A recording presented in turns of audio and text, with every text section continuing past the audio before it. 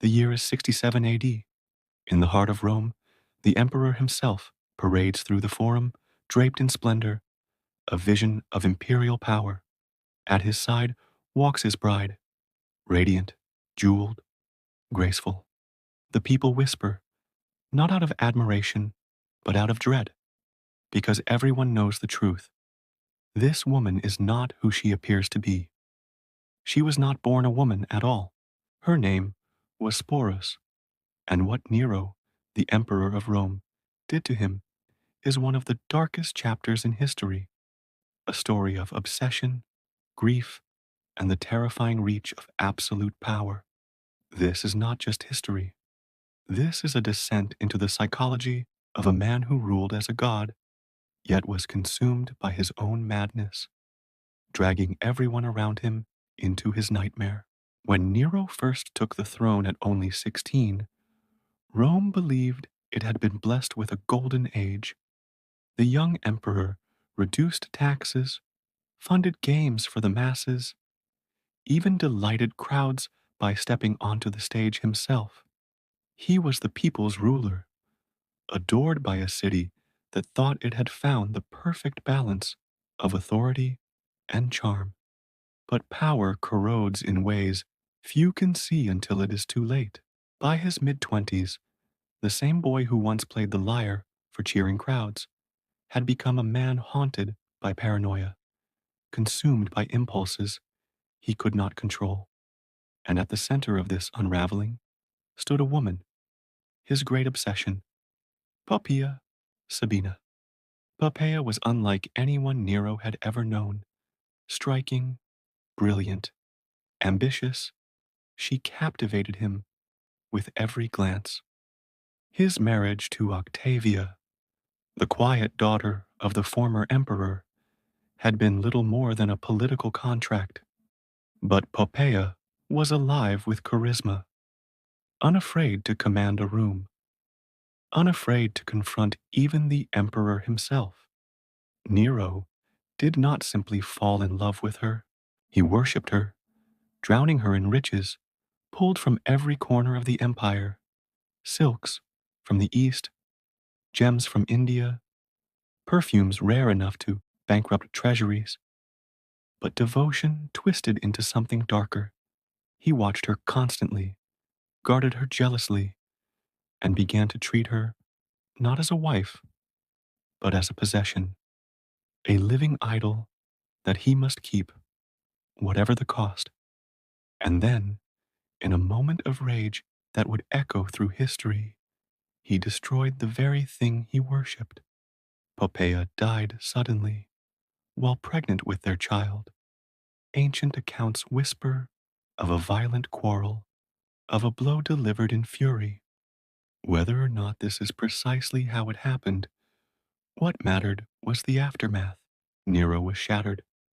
Rome's most powerful man lay broken before her lifeless body, consumed by grief, by guilt, by a desperation that turned into obsession. He had lost her, and he would not accept it. For days, he refused to let her go.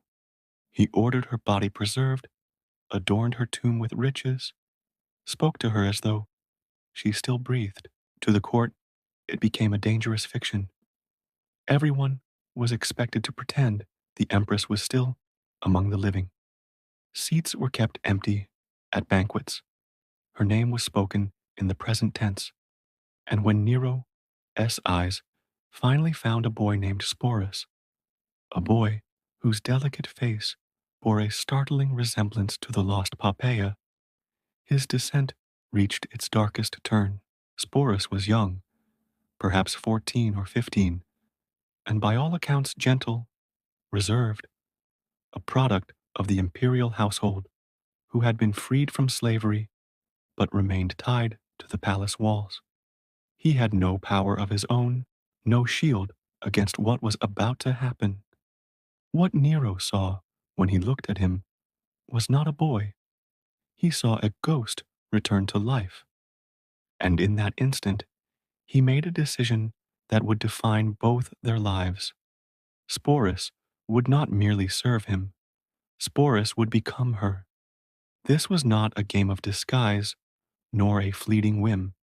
It was a transformation forced upon him in body and in soul. Rome's finest physicians were summoned, commanded to change the boy's very nature. What followed was not medicine, it was control, carried out in the name of imperial will. Sporus survived the ordeal, but survival came at the cost of everything he had ever been. And when the preparations were finished, Nero unveiled his creation before the empire. He dressed Sporus in gowns crafted by the empire's finest seamstresses, jewels once worn by Poppaea glittering on his body, his hair styled into intricate patterns that mimicked the woman he was meant to replace. Tutors trained him to walk, to speak, to gesture, as though he had always been her. And then, before the eyes of Rome, Nero married him, a boy remade into an empress. The wedding was a spectacle that stunned even jaded senators and aristocrats. Oil lamps illuminated banquet halls, overflowing with flowers and music. Rituals were followed as though it were any true union. Vows spoken, bread shared, documents signed. And yet beneath the grandeur, a shiver passed through the crowd. Because they all knew, they knew they were watching the Emperor of Rome marry not the Empress reborn, but a shattered shadow molded by madness. And no one dared say a word. From that moment on, Sporus lived as Sabina, the name Nero forced upon him. He was paraded through the empire, not as himself, but as the dead woman he could never truly become. At dinners, at festivals, in the halls of power, he sat beside the emperor as a wife, while Nero spoke to him as if the memories of Poppaea's life were his own. Every word he uttered, every gesture he made, had to maintain the illusion. To fail was to risk not only disgrace but death. Can you imagine the weight of such a performance? To wake each day in rooms decorated for someone you had never been to, look into mirrors, and see a stranger's face staring back to be told again and again that you were no longer yourself, but someone else entirely. The boy named Sporus vanished, and in his place, the emperor's fantasy lived on. And yet, this was only the beginning of the nightmare, because soon, Nero's thirst for validation, for performance, would lead him beyond Rome, to Greece, to the theaters and games he longed to dominate.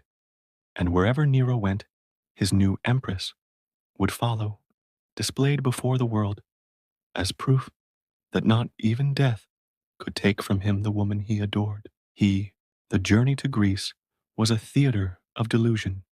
Nero saw himself not only as an emperor, but as an artist, a musician, even an athlete. He entered competitions where no one dared oppose him, declared victories that the crowds were forced to applaud.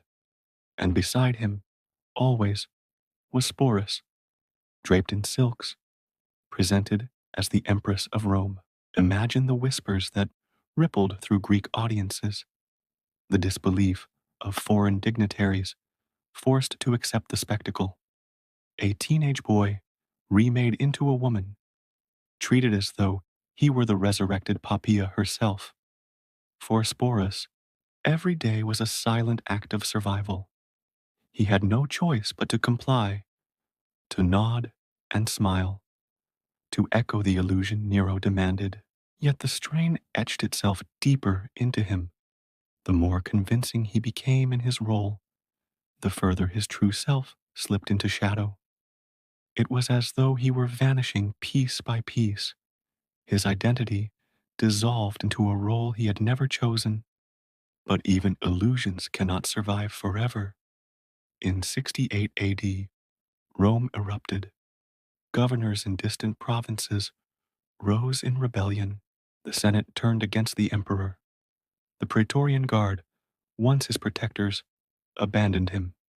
Nero, once the most powerful man in the world, found himself alone, betrayed, hunted, and through it all, Sporus remained by his side, dragged along as the emperor fled the city, clinging to scraps of dignity and dreams of escape.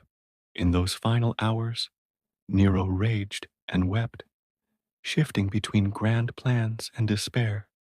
He rehearsed speeches he would never give, plotted victories he could never win, and prepared for the theatrical death he believed would grant him a place in history. When his enemies closed in, he chose to end his life rather than face the humiliation of capture. With his last breath, the empire he had twisted around himself finally snapped. But Nero's death did not free Sporus.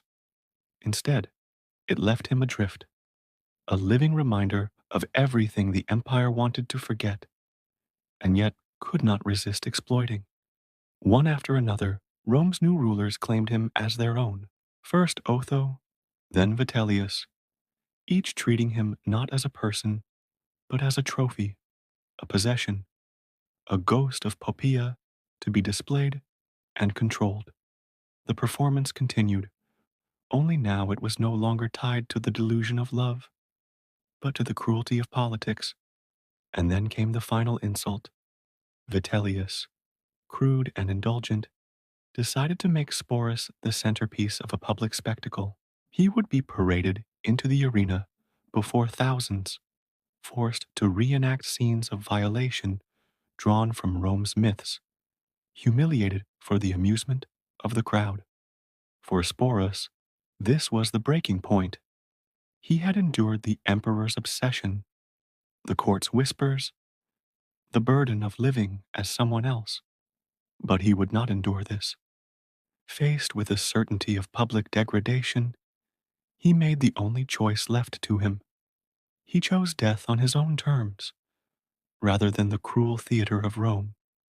He was barely 20 years old, and so ended the life of Sporus, a boy whose only crime was to resemble a dead woman, whose fate was to be transformed into an echo, a phantom, a possession. His story is not just about Nero's madness. It is about the terrifying reach of unchecked power, about how identity itself can be stripped away when one person's will becomes law. Even centuries later, his name lingers not as a man, but as a symbol, a reminder of what it means to live without control over your own self. And perhaps that is the greatest tragedy of all, that the world never knew who Sporus might have been had he been allowed to remain himself.